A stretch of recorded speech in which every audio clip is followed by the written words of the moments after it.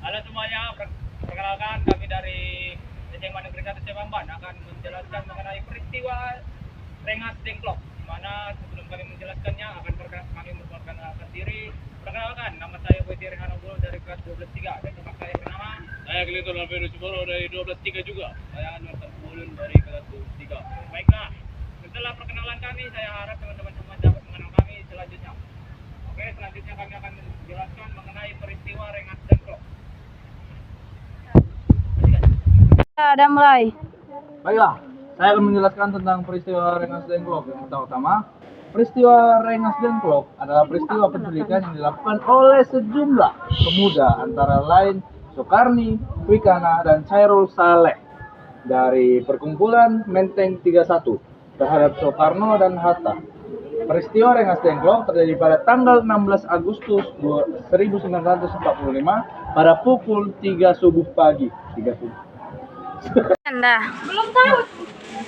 Soekarno dan Hatta dibawa ke Rengas Dengklok, Karawang untuk kemudian didesak agar mempercepat proklamasi kemerdekaan Republik Indonesia sampai dengan terjadinya kesepakatan antara golongan tua yang diwakili Soekarno dan Hatta sekitar Mr. Ahmad Subarjo dan golongan muda tentang kapan proklamasi dan dilaksanakan, terutama setelah Jepang mengalami kekalahan dalam Perang Pasifik.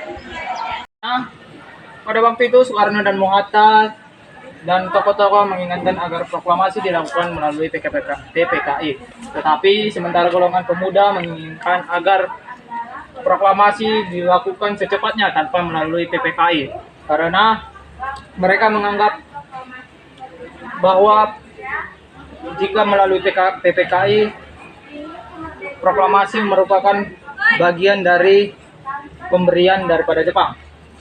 Oleh sebab itu, para pemuda mendesak supaya tokoh-tokoh proklamasi untuk segera melakukan proklamasi secepatnya.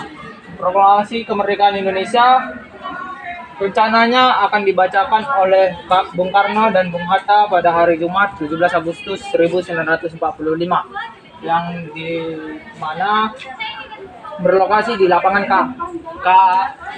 Ikada atau disebut lapangan Monas. Namun hal tersebut tidak terjadi dan berubahlah tempat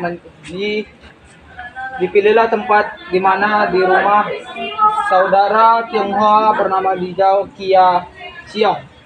Kemudian bendera merah putih sudah dikibarkan para pejuang di Rengas Dengklok pada Kamis tanggal 16 Agustus sebagai persiapan untuk proklamasi kemerdekaan Indonesia. Terima kasih. Dah. Selanjutnya, pada waktu itu Soekarno dan Hatta, tokoh-tokoh menginginkan agar proklamasi dilakukan secepatnya melalui PPKI. Sementara golongan pemuda menginginkan agar proklamasi dilakukan secepatnya tanpa melalui PPKI yang dianggap sebagai badan buatan Jepang. Selain itu, hal tersebut dilakukan agar Soekarno dan Hatta tidak terpengaruh oleh Jepang. Para golongan pemuda khawatir apabila kemerdekaan yang sebenarnya merupakan hasil dari perjuangan bangsa Indonesia menjadi seolah-olah merupakan bagian dari Jepang.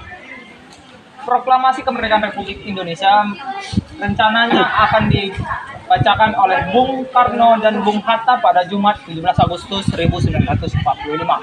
Ada dua lokasi pilihan untuk pembacaan teks proklamasi, yaitu lapangan Ikada yang sekarang disebut sebagai lapangan Monas atau rumah Bung Karno di Jalan Pegangsaan Timur nomor 55. Rumah Bung Karno akhirnya dipilih untuk menghindari kericuhan antara penduduk Ikada setelah mendapat informasi ada sebuah acara yang akan diselenggarakan di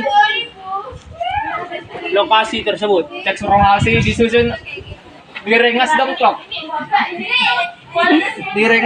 Awalnya Bung Karno dan Bung Hatta ditempatkan di sebuah gubuk tua pinggir kali dekat sawah yang